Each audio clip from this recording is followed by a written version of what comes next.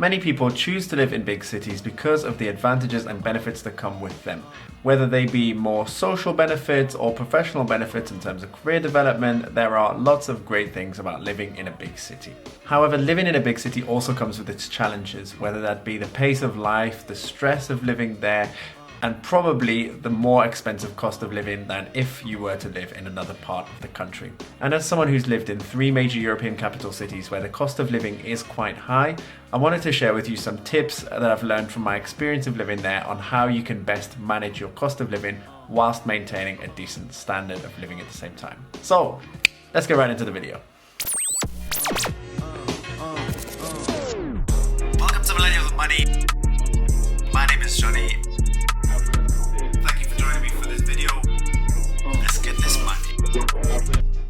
So over the course of my life, I've lived in 3 different countries. Many of you know I'm from the UK, that's where I was born, that's where I grew up and where I did my studies.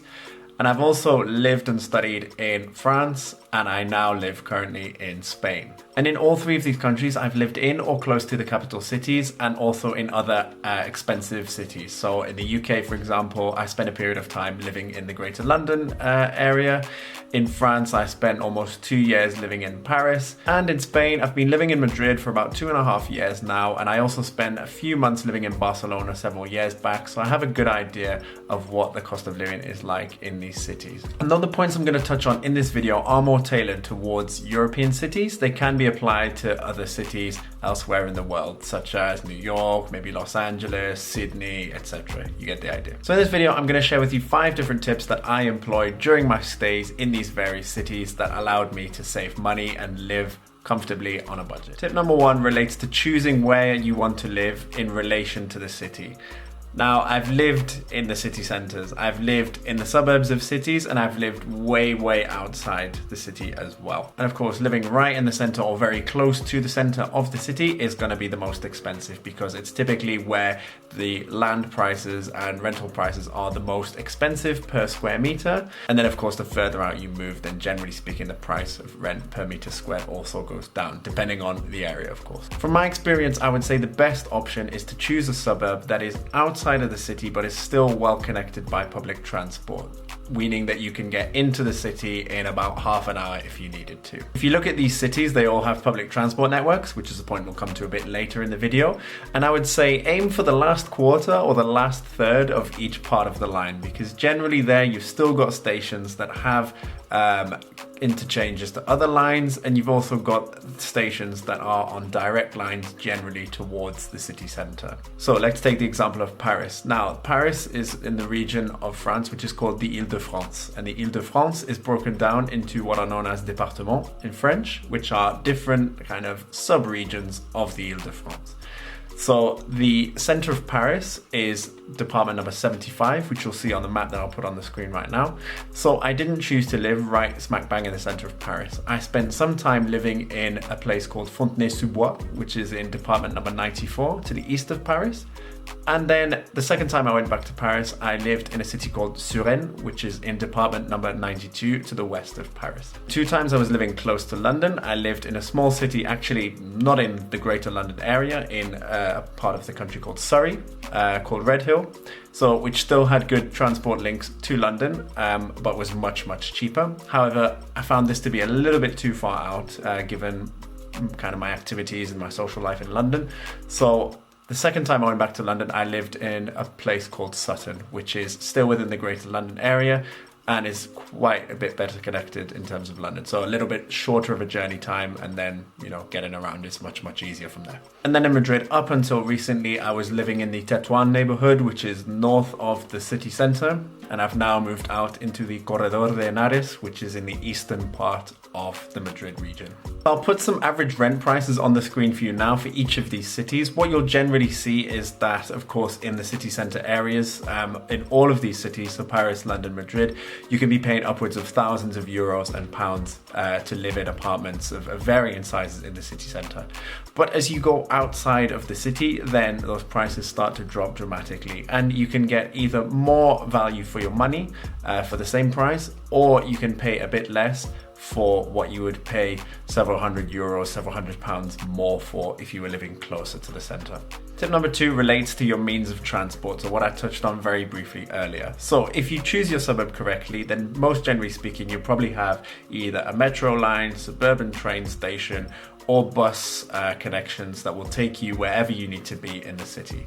And in pretty much all of the cities I've lived in, so London, Paris, Madrid, Barcelona, all of them are very well connected by public transport. They come at varying prices, of course, but in each instance, I would say that the public transport prices, with the exception of maybe London, are fairly reasonable for the service you get, and you're able to move around without too much difficulty.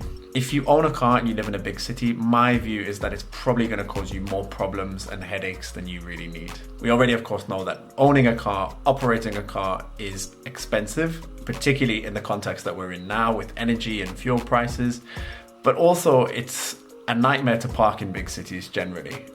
It's really expensive and very difficult to find parking, particularly in European cities. You also have to keep in mind that in certain cities, such as the case with London, your car might not be able to enter a certain part of the city, or you might have to pay a fee, such as a congestion charge, like they have in London, to be able to drive in a certain part of the city. So honestly, I think running a car in a big city is really, really expensive. And if you can make use of public transport, then it's definitely much more cost efficient than running a car when you live in a big city. Tip number 3 may seem like a small one, but if you do this on a regular basis, it can add up quite quickly, and that's shopping at express supermarkets. So if you've been to Paris, if you've been to Madrid, for example, and you've stayed around the city centre, you'll probably be familiar with like the Carrefour Express supermarkets. And in the UK, we've got like Tesco supermarkets, Tesco Express supermarkets as well. You know, those little supermarkets, they have the absolute basic necessities in, but they don't have a great range of product. If you choose to shop at these supermarkets, what you'll find is the prices are generally a little bit higher than in the bigger supermarkets. And because there's fewer products as well, the products that they will sell will typically be name brand products. So you'll be forced to pay more to buy a name brand rather than taking advantage of like budget brands. When I chose my neighborhoods to live in France and in Madrid, my 2 favorite supermarkets in both countries, so Leclerc in France, which is a really low cost supermarket, and Mercadona in Spain, which is another low cost supermarket, you don't tend to find them in the city centers because they typically occupy large spaces and they have a wide range of products. So by going into the suburbs, you're more likely to find these kinds of supermarkets, and you can go do your food shopping, get everything you need in one go, and save a bit of money on your supermarket shopping as well. Tip number 4 I would give to anybody in any living circumstance, but particularly applies to the big cities, and it's don't spend too much money on eating out. Easier said than done, I know, particularly when you're living in countries like France and Spain, where the cuisine is amazing and there's such a wide range of restaurants, and it's part of the experience living there, trying out all these restaurants and enjoying what there is on offer. But of course, eating out is expensive, and particularly in big cities, the cost of eating out can be expensive. So what I'm saying is don't not eat out. Of course, enjoy the food, enjoy a social experience that comes with it. Just limit it. Try and budget for it. Try and plan the times when you're going to eat out, because it's really easy to get carried away and just eat out all the time, particularly when you're living in these big cities like London, like Paris, where you've got a high pace of life, and eating out is convenient and it's a nice thing to do when you've had a long day, for example. But if you don't manage to control your spending when it comes to eating out, it will quickly eat away at the money you do have, and you'll find yourself with less and less money left over at the end of the month to be able to save, to invest, to do whatever you want to do with your money. So yeah, do enjoy the experience of eating out, but do set yourself a budget and be realistic with how much you can afford to spend on eating out when you live in a big city. And the last tip I want to talk about for living in a big city is keeping up with the Joneses. Those of you that follow the channel know that I've been to Dubai this year. I went there for a holiday to see some friends and I had a great time. Things in Dubai, I would say, are reasonably priced, leaning towards a bit expensive. So for me to go on holiday there and do these things over the course of 10 days, it wasn't a problem. I had budgeted for it and it was a planned expense. However, in these big cities, it's very easy to get carried away and make these things become a way of life, which is a dangerous precedent to set. And it's a very easy trap to fall into as well, particularly if you've got, friends, or you see people in the street who look successful and they have nice things, they got a nice car, nice clothes, everything like that. Again, I'm not saying to deprive yourself of good things, nice things every once in a while, but you've got to be realistic with your financial situation as to what you can afford to spend and how often you can afford to do things. When I was living in Paris, I was an intern at a medium-sized company, so I wasn't even earning €1,000 a month for my time as an intern, and I didn't have a lot of savings to support me through my lifestyle as well. So with that in mind, as unfortunate as it was, I sometimes had to turn down social invitations. I had to turn down the opportunity to go to Disney World one time because, you know, it's too expensive. I couldn't afford it with the cost of living I had. And it's difficult, and you want to be able to see your friends and you want to be able to have fun, but there are other ways to do it rather than spending a load of money all the time. You can go to a park. There are many great parks in all of these cities that I've mentioned. You can invite friends over to have dinner at your home. You can have drinks at home if that's your style. And yes, it is a shame to have to go through this, but by being realistic with what you can afford to spend and applying, you know, the other tips that I've talked about through this video, what it should hopefully do for you is open up a bit of breathing room financially, which maybe gives you the capacity to start saving money to invest if that's one of your goals.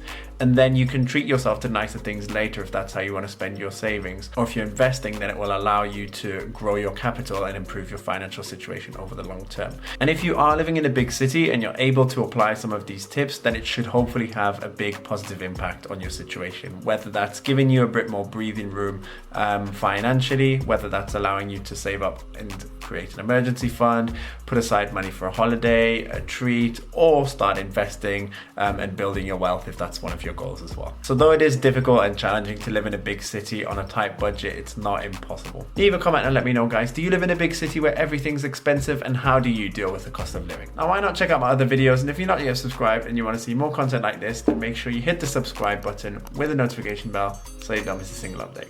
I'll see you on the next one, and let's get this money.